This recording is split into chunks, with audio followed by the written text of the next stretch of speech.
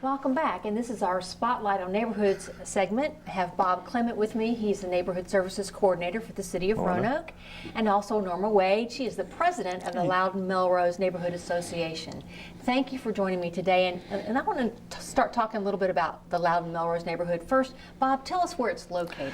Melinda, it's located in northwest Roanoke. It's bordered on the south by the railroad, on the west by 24th Street Northwest, on the north by Orange Avenue, and on the east by 13th Street. And what is the history of this neighborhood? Just give us a little background. It's been pretty fascinating. If you remember when we did the Spotlight on South Roanoke, we talked about Mark Evans, who came in and settled a lot of the land here in Roanoke. Well, when he passed away, he had 3 sons, and one of those sons' name was Peter. And he left that land to his son, who then, upon his death in the late 1700s, it started being parceled out. And one of the folks who bought the land was a Reverend Uriah Powers, who bought several hundred acres, and he built his house called Melrose, which is still standing today on 10th Street between Mormon and Orange Avenue. So it goes back quite a ways to the late 1700s. And then, like so many of the neighborhoods in Roanoke, once the streetcar came in, it grew.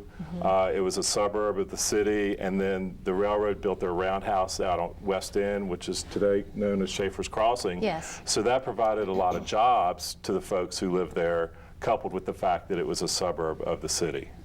So we have an organization, a neighborhood organization that represents this neighborhood, and Norma, talk about that association a little bit. All right, we are at least 200 families in the neighborhood plus. We're very active. We have a variety of people. We enjoy one another's company. In fact, we've seen it slowly but surely come back, and which is a very pleasant thing to see. Yeah. How often do you all meet? Once a month.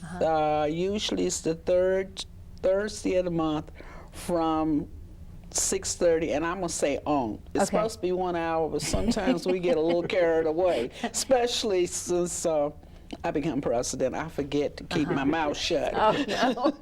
Well, now, the Loudon-Melrose Neighborhood Association has activities. Talk about some of the things you all do as a group.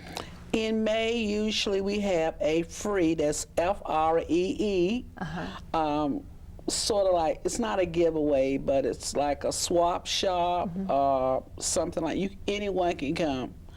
And usually we have a very nice turnout. We plan on having a family day where we can get to know our neighbors. Right. I found out that was our biggest mistake. We don't know our neighbors. Wow. So we plan on doing that probably in June. And so let me ask both of you, what makes the Loudon-Melrose neighborhood special? What makes it different? From my standpoint, what makes it special is the fact that they genuinely care about their residents. They participate in the neighborhood development grant every year, and for the past 10 years since I've been with the city, they've received funding to perform emergency repairs on their neighbors' homes that otherwise could not afford to have them done. They've also provided scholarships to neighborhood youth to attend or to help offset the cost of attending college. So they undertake activities that they genuinely are giving back to their community. And Norma, anything you want to add to that? Well, in our neighborhood, we have several youths that attended the Yale program, which is funded by TAP. And I'm proud to say that yours truly also participate. Everyone that I've talked to are very, very genuine. They want to see change. If somebody wanted more information about the Loudon-Melrose neighborhood, how could they get that? The best way would be to go online to the city's website, roanokeva.gov/neighborhoods.